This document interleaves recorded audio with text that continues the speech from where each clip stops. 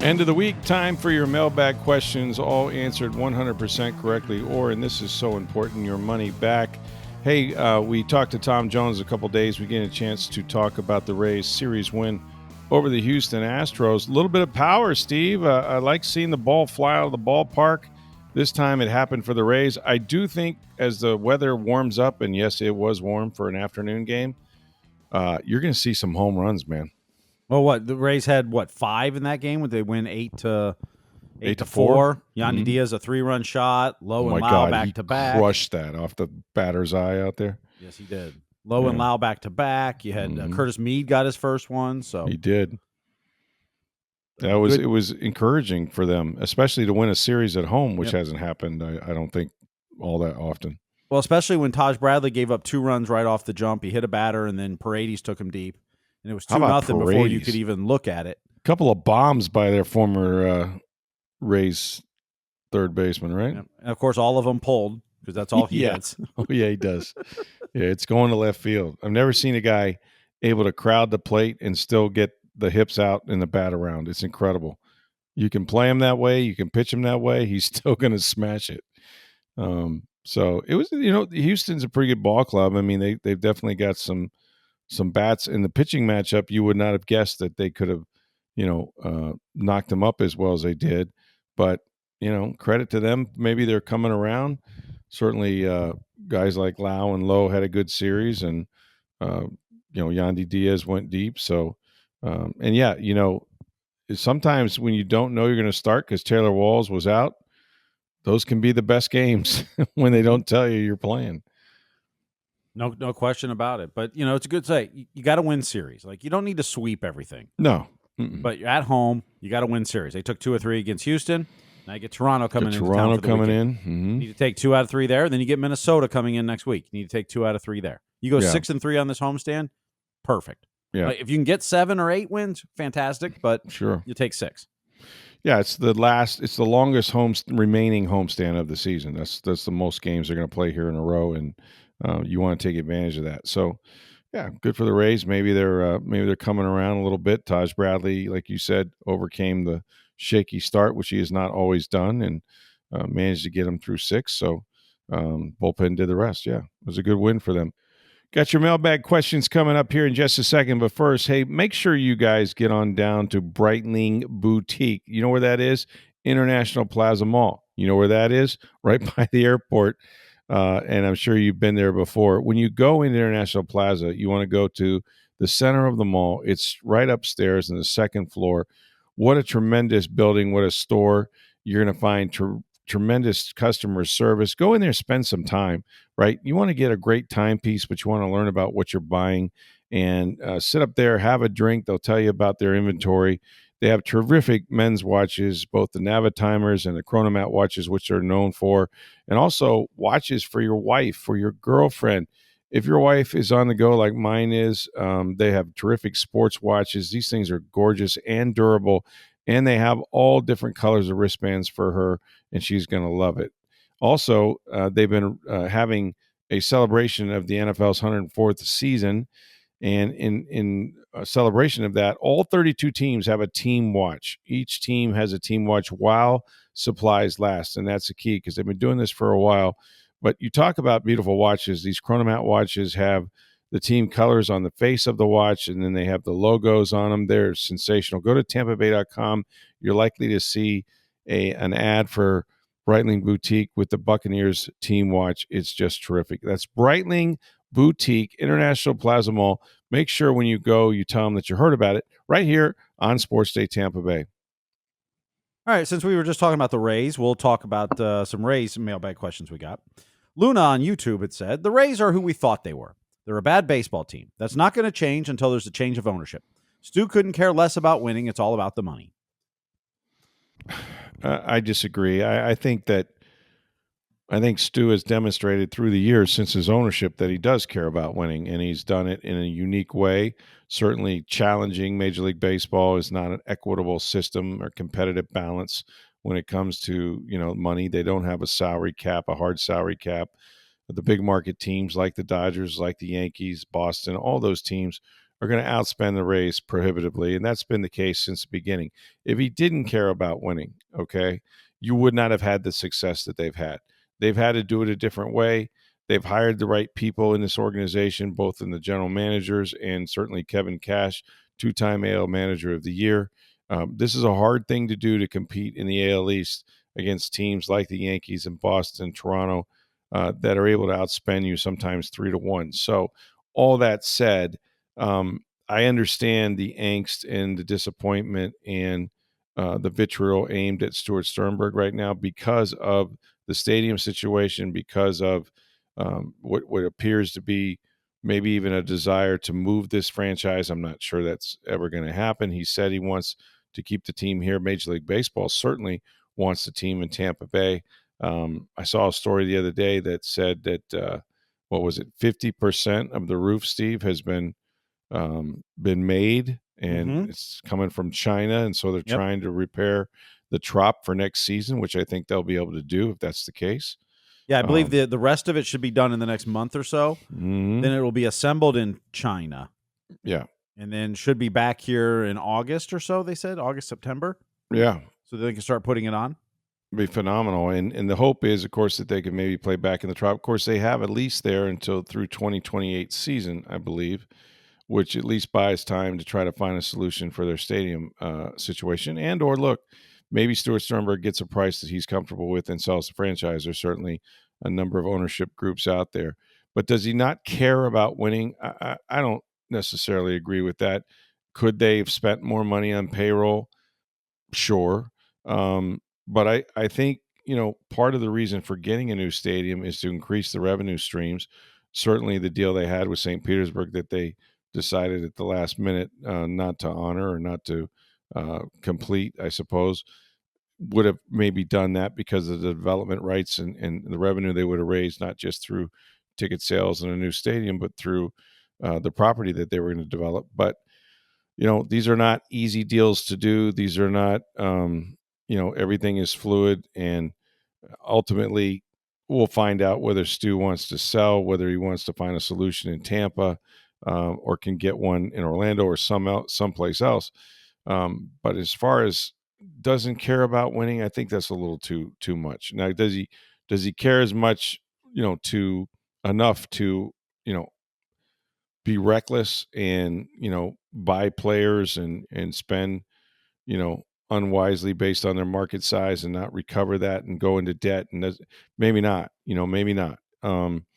you know, could they do more? I'm sure, but they've had plenty of success doing it the Rays way. And if you don't think it's successful, then just look at the number of front office guys and managers that have been hired from the Tampa Bay Rays, because these other organizations want what they have. And I think that's probably the biggest evidence that that they not only are trying to win, but they're being pretty successful at it.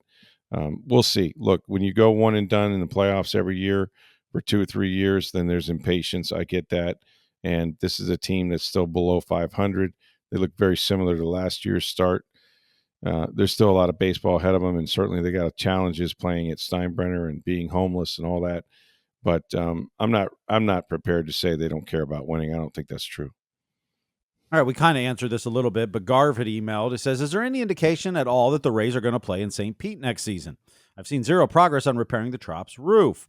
He commented that he lives in Sarasota, won't go to games in Tampa, and he asked, "Is Stu ever going to get tired of playing games with Tampa Bay and get anything done?"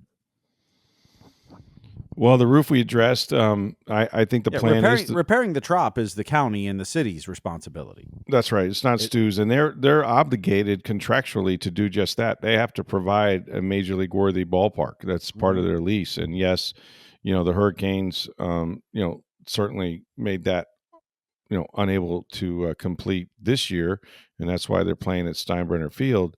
But they're going to do everything within their power to get it repaired to the point where they can play back at the Trop. And I would think that the goal would be for next season. Um, I I'm not sure what the short or long term plan is. I mean, could you have a situation where if it looks like the Trop's not going to be done and Stu gets impatient and can he get Major League Baseball to allow him to, say, move the team to, I don't know, Omaha, right, for a season? Anything's possible, right? And you're playing in a 10,000 seat stadium now, a little over 10,000. So there's plenty of minor league ballparks throughout the state, throughout the country, that maybe they could, do the same thing elsewhere. But it sure feels like they're going to end up back at the Trop. And like I said, the city has to do everything they can to provide that for them. So I don't see them playing games. To me, I think it's going to be either back at Steinbrenner next year if there's a delay, maybe start the season there, or they'll be back in the Trop as soon as it's feasible. And I hope that he doesn't have any designs on, trying another venue, much like the Oakland A's did or are doing right now. I don't think that's necessarily their goal, but we'll find out together. But yeah, I think they end up playing in St. Pete next year at some point, depending on how much damage there's to the Trop, how long it takes to put the roof on, and really make it game worthy and worthy for fans to come in. There was a lot of damage, not just done to the roof, obviously, but that building was not made for drainage, and it has sat wide open, with no top on it at all now, for almost a year. It seems we're about ready to get back into hurricane season now, so not quite a year, obviously, but a long time, and so you got to imagine there's more damage to the building than just the roof. And so how long that all that work takes, I don't know. But the first thing you got to do is get the roof back on it, and they are well on their way to trying to accomplish that. Josh had tweeted. He says, "I see a lot of news lately about Orlando getting an MLB team. If it happens, do you think it's the Rays?" Well, I would. I listen. I don't think Major League Baseball wants to give up any potential expansion markets, and I think that's the whole purpose of trying, with the commissioner to keep the Rays right here. They know that the Tampa market's a good market. It's a growing market. Why would you want to leave, this area and this franchise and move it, down the road or up the road to Orlando? Remember, all those cities, whether we're talking about, Charlotte or Las Vegas or any of these potential expansion, baseball does not want to give those up to an existing team. They would much prefer that they make it happen right here, because when they do expand, and I think there will be a time when they will do that, they want to have those cities available for expansion. So um, I don't know. Like, Orlando has been pursuing, a Major League Baseball team almost as long as St. Petersburg has. It's just never happened. Remember, was it Pat Williams, the former GM of the Orlando Magic, the late Pat Williams, I think it was, tried forever Yep. to attract a team there, and I know there are others now involved with that effort. Does it sound feasible? Hey, maybe. I mean, it depends on what the financing is over there, what the city and the county, um, in that area has available to attract a major league team. I don't think it's out of the realm of possibility, but I also think that Major League Baseball would prefer they stay right here in Tampa Bay, which is a bigger market, media wise and otherwise. Even though Orlando, certainly is central to Florida, but that doesn't it doesn't feel to me like a much of a much of a better option than what they have here in Tampa. So I don't know. Look, there's ownership groups supposedly both here and elsewhere. So if Sternberg were to sell the team, maybe that would change things. But as far as Stu going to Orlando, I don't know that that would be his aim. Anything's possible at this point, obviously, but um, again, with Major League Baseball saying they prefer them to stay right here in Tampa Bay, I think maybe another solution that's more likely than, say, relocating to Orlando would be Sternberg to sell the club. Sell the club to one of the many ownership groups that have formed that are apparently interested. And from what I understand, those groups, unless there's one in Orlando, which is possible, but those groups want to make it work here in Tampa Bay. All right, Michael asks, "Why can't the Rays find a better backup catcher?" Well, I think if they could, they would. I think finances is part of that, obviously, and that's listen, you'd be happy to have a starting catcher that's going to do what you want him to do. I mean, Danny Jensen got off to a really slow start. He's starting to get a little more hitterish, as Joe Madden would say. Um, in that position, you know, you got to have a guy that can play every 3 or 4 days, day game after the night game, that sort of thing. And if you get some offense from him, if he can bat 200, if he can hit you a couple bombs, great. But that's a defensive position first and foremost. And look around the major leagues. There's not a ton of great hitting catchers to begin with, because again, the emphasis is on handling your pitching staff and catching. And so, if you're fortunate to have somebody that can do both, God bless you. They thought that Jensen, would be a pretty good offensive option for them. Maybe hit 15 to 20 home runs. He got off to a horrible start.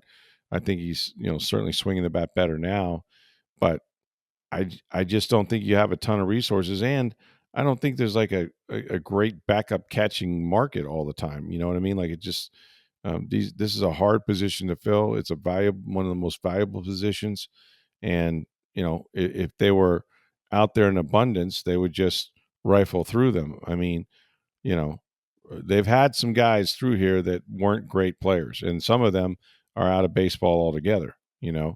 Um, but it would be nice. What was the last? What would you say the last really good hitting catcher was that the Rays had? You Well, they know, had was it Wilson guy from Ramos for a half Washington. season? Yeah, Yeah, and they traded him halfway through that season. yeah, he was really good. Toby Hall. I mean, you got Kevin Cash. I mean, you got to go back a long ways. And I mean, Zanino had one good year power wise. Zanino hit over His 20 average home wasn't runs. good, but he Yeah, had good power that year. yeah, and he's a pretty good receiver as well. And look, Jensen's starting to swing the bat a little bit better. So let's see where he ends up. He's a pretty good defensive catcher. He can throw some guys out. I know that. They don't run on him very much, so I think they're fine. I mean, yeah, could you use a guy that's not batting under 100 or whatever? Uh, Rotfeld is, or of course, but it's hard to find a good major league catcher these days, much less two. And unless you've got a ton of money, um, I don't know what the answers are. I think they thought they would get more offense than they have from both guys. But again, the biggest thing is, can you handle the pitchers? Can you throw some runners out? And then what you do on offense is kind of a bonus at this point. And I think Jensen's starting to come around. So let's see what he does. All right, we'll switch to some Bucs questions here. We'll start with Les, who asked, if Baker Mayfield wins a third straight division title, will he be in line for a contract that has $200 million in guarantees? It's my opinion that the Bucs need to re-sign him before the Texans re-sign your namesake, C.J. Stroud, because the contract could be $300 million with $225 guaranteed. Well, for anybody named Stroud and making a lot of money, I think what's going to happen with Baker is this. He signed a 3-year, $100 million deal. He's in the second year of that deal. If he was able to have another good year, and when I say another good year, like something similar to what it was last season with, over 4,500 yards, 30 touchdown passes, that sort of thing, maybe fewer than 15 interceptions. In completing, I think is ridiculous. The percentage he was over 71% completion. I don't know that that's going to be something that's going to stay consistent. But if he had another year like the last couple, and certainly if he gets his team to win the NFC South, get into the postseason, maybe do something there, he's definitely looking at a pay increase at some point. Now, whether they would do that after this season, going into his final year under contract under the $100 million deal, perhaps. Yeah, perhaps. Maybe you don't want the uncertainty of what's going to happen after the 2026 season. I could see them, and remember this too, the longer you wait, it's only going to cost you more money. As he continues to play well and win games and win NFC South titles, it's not going to be cheaper for you, when his contract is up. And then he's a free agent. He's a free agent, you can talk to any team. So I would expect some adjustment if he's able to have the kind of year he had the last two. That if he does that again, I would expect them to come to him and see if they can restructure and he would be, I think, looking at a fairly significant raise. But one of the reasons why their window is open as it is right now is the fact that they were able to retain so many players because he's not making 50, $60 million. But if you're going to ask me, with the deal that Brock Purdy just signed, is Baker Mayfield underpaid? The answer is yes, he is. And hey, good on the Bucs, good on Baker. He got $100 million. Like, and for a guy that bounced around 4 teams in 18 months before he got here, a guy that had lost or maybe $12 million has been misplaced, if you will, by a firm run by his father, and his brother was part of that. Like that's generational security. But the quarterback position, the salaries are getting outrageous. They're getting into upwards of 60, even $70 million at some point.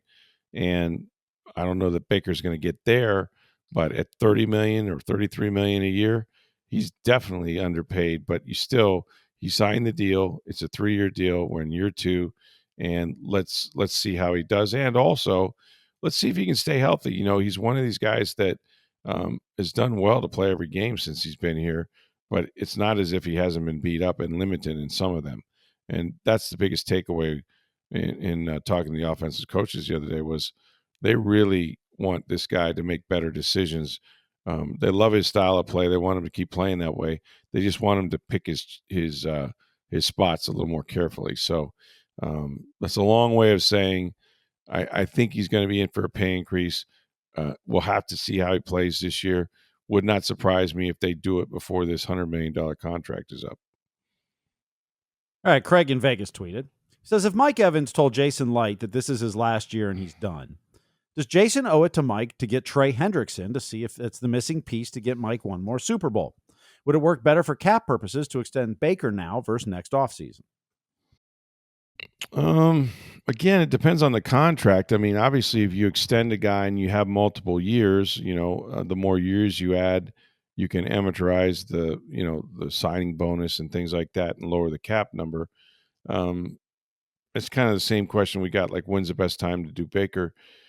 If Mike Evans announced that this was his last year, I don't think it forces you to overpay for somebody just because of your attachment to Mike Evans. In other words, he's going to retire when he feels he should retire, and you've already begun the process of understanding that he's going to be 32 years old. It might not be his choice. He's 32. He could go out there and, God forbid, get injured and decide, that he doesn't have enough left to rehab and come back and play. So you're always looking at the situation, and you see a player that's played as long as he has, and you know what? That's why Emeka Egbuka is here. You got to have the next generation of wide receivers. Chris Godwin is coming off a cataclysmic injury. His ankle was turned backwards. He may make it to the first game of the regular season, but will he be Chris Godwin? Jalen McMillan looks extremely promising as a young receiver, and they got him last year. And, he was really, really good. He had like 7 touchdowns in his last 5 games. So if he takes another step up, you really got something. So he's one of the part of the, renewal program and having that second generation of receivers ready to go. But I think, Ibuka is one of those guys too. And the wheels aren't going to fall off if Mike, if this were his last year. But I also don't think you go out and overspend and say, well, we really want to do it for Mike. No, you want to do it for your organization, and you can't compromise the organization for one player. If they win, he's going to be a big part of why they win.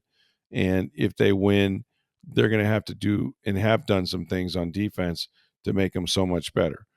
Don't forget Hassan Reddick. Don't forget some of the draft picks that they made, to help them with the outside pass rush.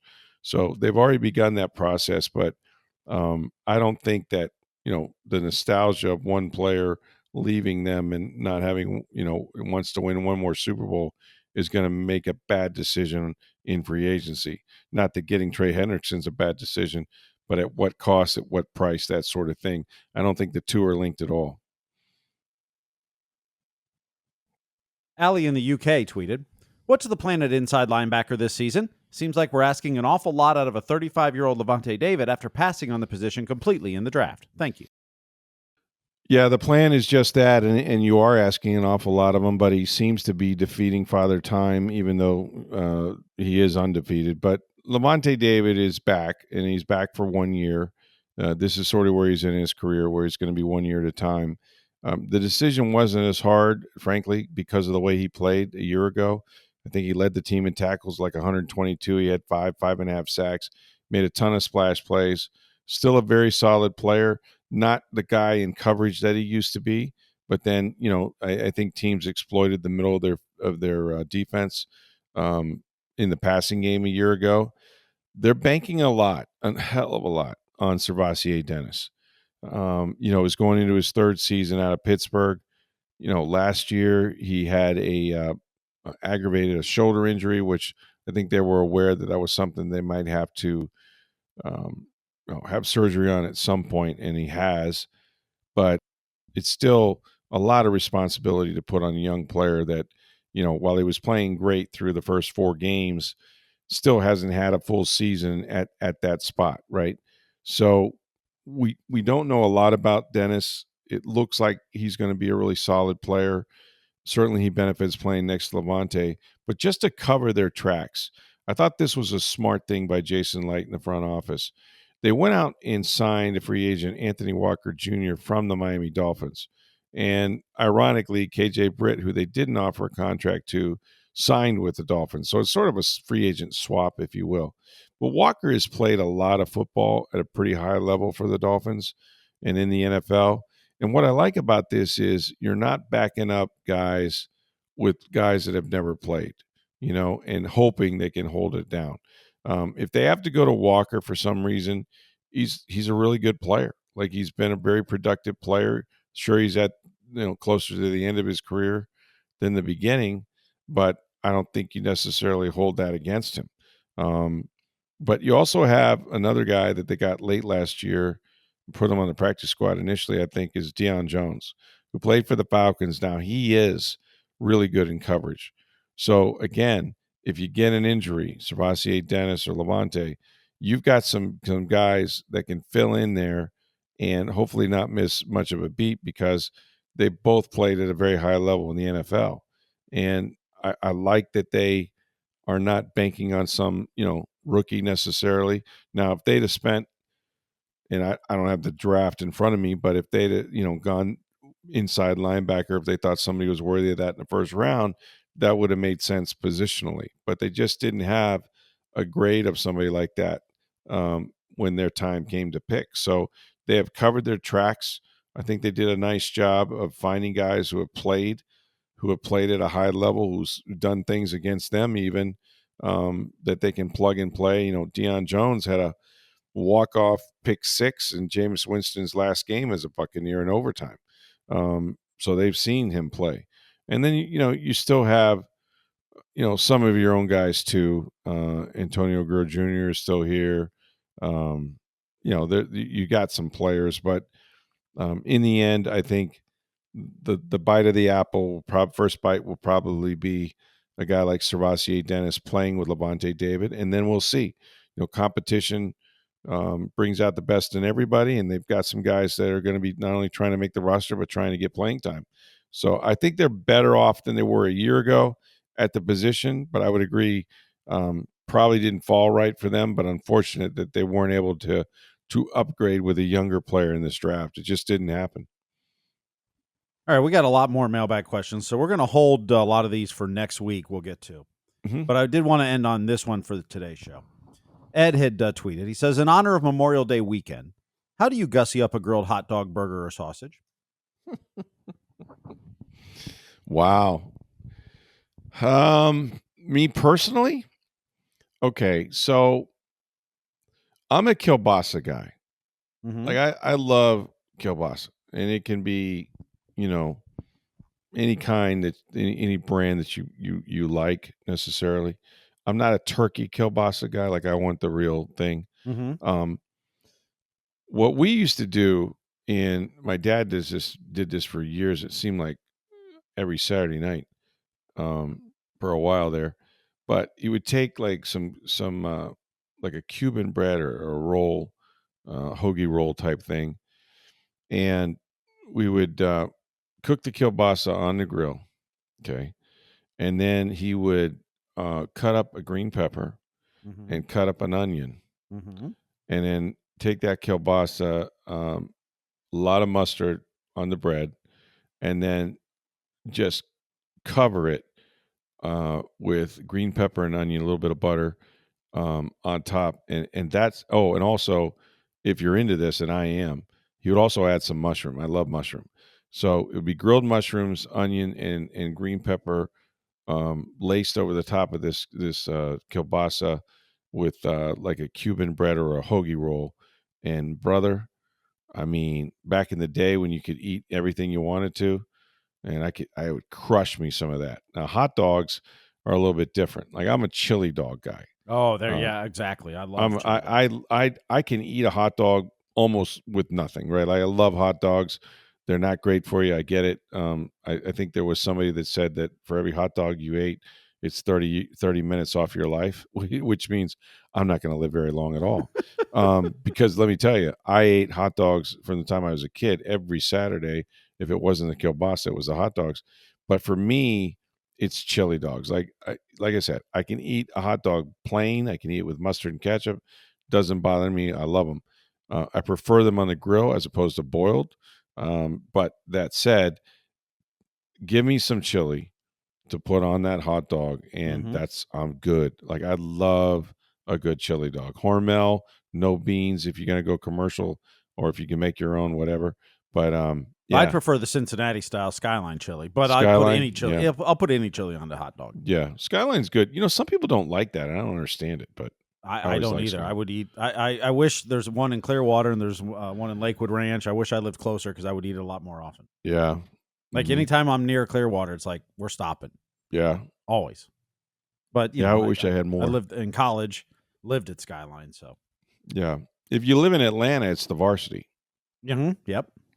Great chili dogs there. I mean, phenomenal actually. But yeah, that's kind of the way I do it. And in Memorial Day, I will assure you, we may cook some steaks and maybe some hamburgers, but I promise you that in addition to whatever we make, there will be some kielbasa or some hot dogs or both on that grill. Unquestionably, you got to have it. You got Hmm. to have it for Memorial Day. You got to have it for any time you're doing a cookout, Well, really. anytime. You're right. Yeah, if you light up the grill, just throw it on there. Yep. But certainly this weekend for sure. Yep. But also, want to remember why this holiday is what it is and honoring those who paid the ultimate sacrifice so we can do things like talk sports on a podcast or Yeah. watch Talk sports or grill talk out all weekend long. barbecues and Yeah. all that stuff. But yeah, no, it's a solemn time, and so many have sacrificed for our freedoms that this is the holiday that you remember that you celebrate our freedoms and what they have provided for us. But you're absolutely right. It's really one of my favorite holidays for that reason. I have a lot of veterans in the neighborhood and know a lot of people that have served and had some relatives that did sacrifice their lives for us. And Hmm. so just be safe. A lot of crazy things can happen out there. If you're a boater, if you're somebody that likes to go on the water, it's a busy it's a busy weekend. Be Hmm. careful out there, but yeah, try to keep in mind those that made it possible for us to enjoy the holiday. Speaking of Memorial Day, we will not be working live, as they say, but we have prepared a treat for you nonetheless. I had a chance to sit down with new Bucs offensive coordinator Josh Grizzard, and he is, of course, their fourth coordinator in 4 years. It's incredible, but I guess it's actually a testament to how well Todd Bowles and them have chosen. Of course, it started with Byron Leftwich, left over from Bruce Arians tenure. And when Todd was hired, he didn't have a chance to hire any assistant coaches, and then they moved on from Byron, and then it was Dave Canales who came from Seattle as their pass game coordinator, and he did so well with Baker Mayfield in his first year that guess what? He got hired by the Carolina Panthers as a head coach, and not to be outdone, then it was Liam Cohen who did even better, averaging 29.5 points per game and rose the rushing game from last in the league the previous 2 years to top 5 rushing attack. And Dave Canales did so well with Baker Mayfield that he got a head coaching job with the Jacksonville Jaguars. So guess what, Josh Grizzard? No pressure. You just got to become a head coach after 1 year. Josh is from a place called Lizard Lick, North Carolina, which is maybe the greatest name of any town I've ever heard. Lizard Lick, North Carolina. It's just outside of Raleigh, Tobacco Road. Yes, it was all about basketball early on, but this is a guy that had an unusual path to the NFL, which included being a valedictorian at his high school, going to Yale and playing quarterback. Then if that wasn't enough, when he graduated from Yale, he looked for a place that, he could maybe challenge himself academically. And then he went to Duke as a grad student and worked in football under David Cutcliffe, which was Peyton Manning's coach at Tennessee. And then it was on to Miami, where he stayed through 3 different head coaching changes.